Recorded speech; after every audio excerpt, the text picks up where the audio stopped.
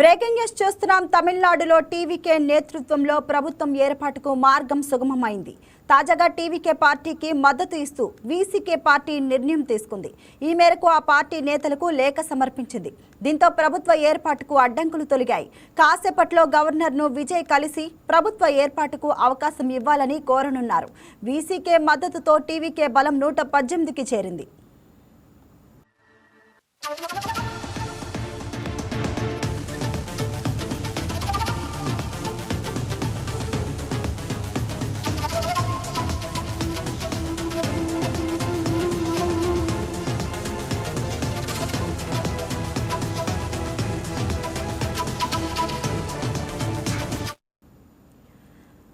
తమిళనాడులో టీవీకే నేతృత్వంలో ప్రభుత్వం ఏర్పాటుకు మార్గం సుగమమైంది. తాజాగా టీవీకే పార్టీకి మద్దతు ఇస్తూ వీసీకే పార్టీ నిర్ణయం తీసుకుంది.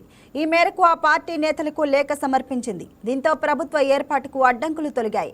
కాసేపట్లో గవర్నర్ను విజయ్ కలిసి ప్రభుత్వ ఏర్పాటుకు అవకాశం ఇవ్వాలని కోరనున్నారు.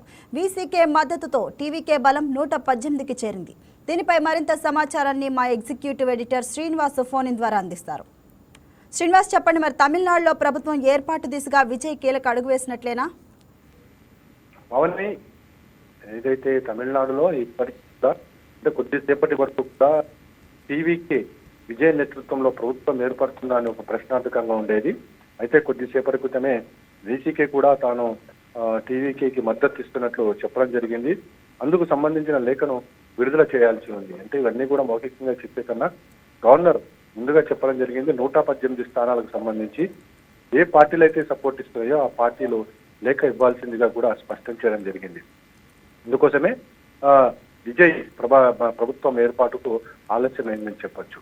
అయితే కొద్దిసేపటి క్రితమే తాము ప్రభుత్వానికి మద్దతు ఇస్తూ ఏదైతే టీవీకే పార్టీకి మద్దతు ఇస్తున్నామని చెప్పేసి వీసీకే ప్రకటించడం జరిగింది.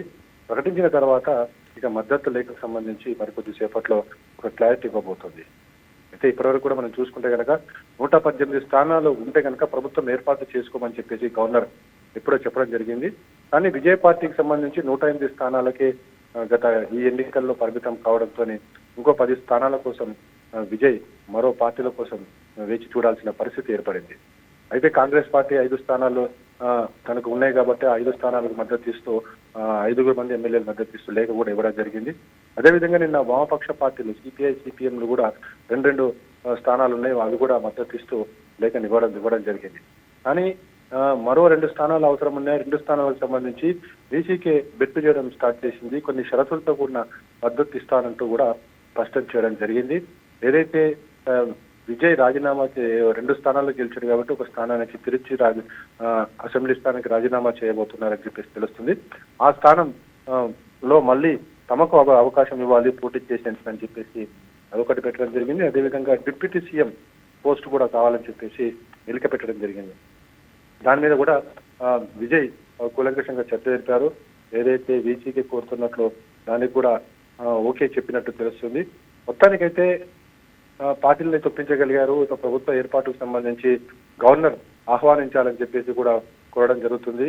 మరోసారి గవర్నర్ కు నివాసానికి వెళ్లే అవకాశం ఉందని చెప్పేసి పార్టీ వర్గాలు చెప్తున్నాయి. ఏదైతే తనకు మద్దతు ఇచ్చిన పార్టీలు ఏవైతే కాంగ్రెస్ పార్టీ, సిపిఐ సిపిఎం, అదేవిధంగా వీసీకే పార్టీలో లేఖలు తీసుకెళ్లి గవర్నర్ ముందు ఉంచబోతున్నారు.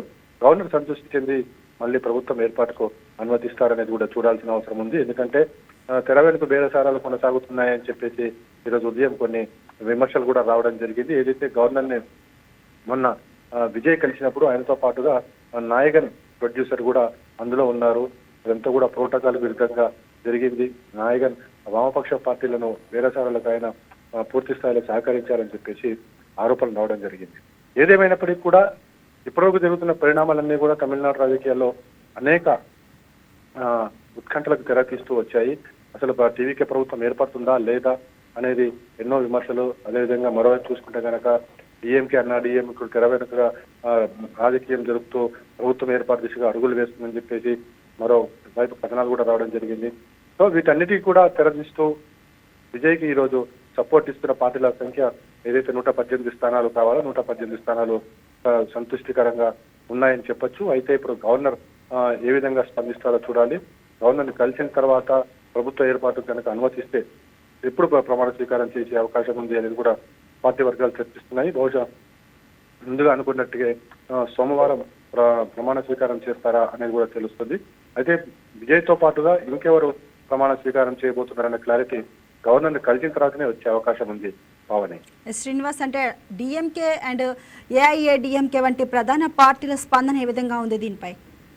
అదే ముందు నుంచి చూస్తాం, డిఎంకేకి సంబంధించి ప్రభుత్వ ఏర్పాటు చేయాలి, అతిపెద్ద అంటే ఎన్నికల్లో అత్యధిక స్థానాలు గెలిచిన టీవీకేకి మా ప్రభుత్వం ఏర్పాటు చేసుకు గవర్నర్ ఆహ్వానించాలని చెప్పేసి డిఎంకే చెబుతూ వచ్చింది. ఆ పార్టీ అధినేత స్టాలిన్ కూడా స్టేట్మెంట్ కూడా ఇవ్వడం జరిగింది. కానీ తీరా చూస్తే అక్కడ జరుగుతున్నది ఏంటి అంటే, ఏదైతే ఈ టీవీకే పార్టీకి మద్దతు ఇస్తున్న వామపక్షాలు కావచ్చు, కాంగ్రెస్ పార్టీ కావచ్చు, వాళ్ళు మద్దతు ఇవ్వడాన్ని స్టాలిన్ తప్పుపడుతున్నారు. ఎందుకంటే ఇప్పటివరకు కూడా ఆ పార్టీలన్నీ కూడా డిఎంకేతో కలిసి ఉన్నాయి. మొన్న ఎన్నికల్లో కూడా డిఎంకే మిత్రపక్షాలుగా పోటీ చేశాయి.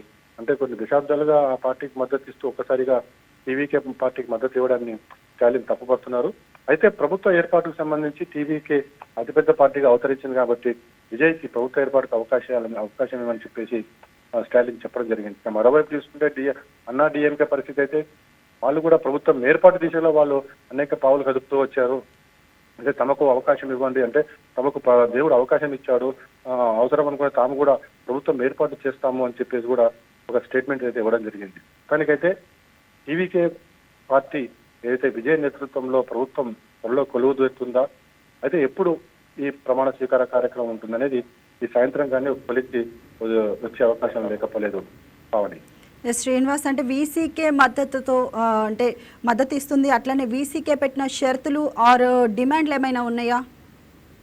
ముందు నుంచి కూడా వీసీకే డిమాండ్ చేస్తుంది ఒకటే, తనకు ఉప ముఖ్యమంత్రి పదవి కావాలి, అదేవిధంగా విజయ్ రాజీనామా చేయబోతున్న తిరుచి ఈస్ట్ ఏదైతే అసెంబ్లీ స్థానం ఉందో ఆ స్థానం తమ అభ్యర్థికి అవకాశం ఇవ్వాలని చెప్పేసి షరతు అయితే పెట్టింది. అయితే మనం ఒకటి చూడాలి, ఇప్పుడు ఒకవేళ విజయ్ నూతన ప్రభుత్వం కొలువు కూడా అది దినదిన మనకు అనిపిస్తుంది. ఎందుకంటే కరెక్ట్ గా 118 స్థానాలు మాత్రమే ఇప్పుడు విజయ్కి వచ్చే అవకాశం ఉంది. అంటే 5 స్థానాలు కాంగ్రెస్, 4 స్థానాలు బీసీకి, ఈ 10 స్థానాలు ఇప్పుడు ప్రభుత్వ 11 స్థానాలు కూడా మద్దతు ఇవ్వబోతుంది.